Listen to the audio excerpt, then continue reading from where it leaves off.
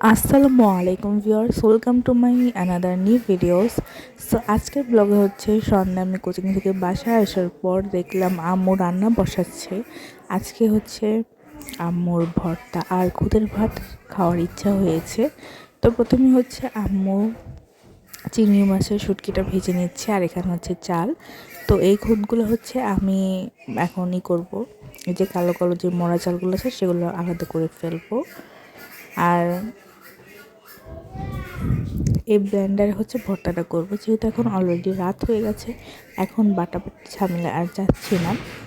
But ব্লেন্ডারে করার পরও অনেক টেস্টি হয়েছিল। ব্লেন্ডারের ভর্তা এতটা টেস্টি সাধারণত হয় না, বাট এটা হয়েছিল। তো এই তো প্রথমে হচ্ছে ধনে পাতার ভর্তাটা করে নিচ্ছে।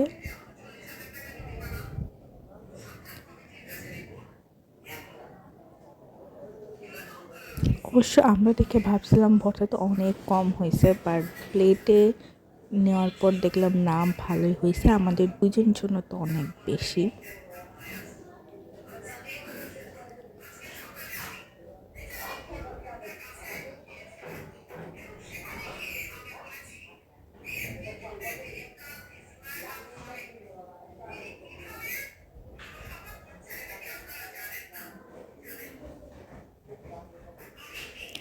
আর এটা হচ্ছে কেনাই হয়েছে ভর্তার জন্য মেইনলি, কেননা সবসময় আম্মু হচ্ছে ভর্তা পাটায় বাটতে পারে না, আম্মুর হাতে ব্যথা থাকে, অনেক সময় খেতে ইচ্ছা করে।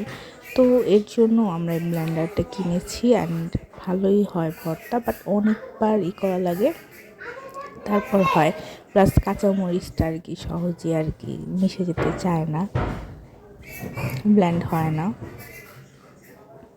আর এখানে হচ্ছে আম্মু সিমটাকে সিদ্ধ করে ফেলেছে, আর শুটকি তো ভেজে ফেলেছিল শুরুতেই।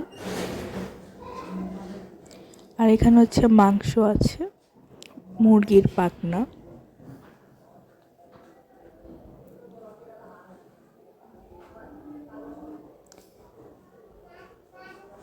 আর এটা হচ্ছে খুদের ভাত বসিয়ে দিয়েছি। তো আমরা একটু হলুদ দিয়েছি, হলুদ কালারের জন্য, হলুদ হলে দেখতে ভালো লাগে।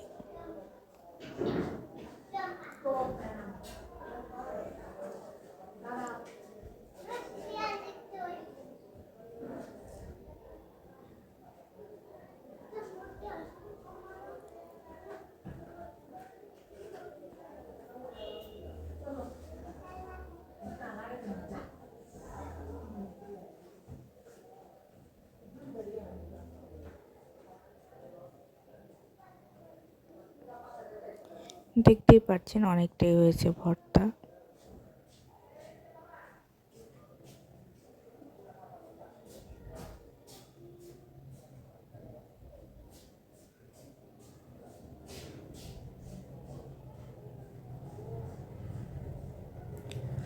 এটা হচ্ছে সিমের ভর্তা।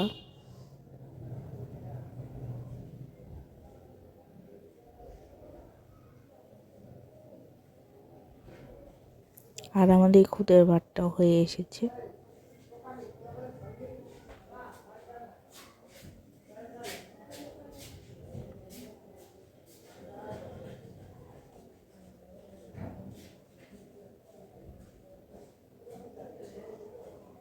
আর এখন হচ্ছে শুটকির ভর্তা বানাবে।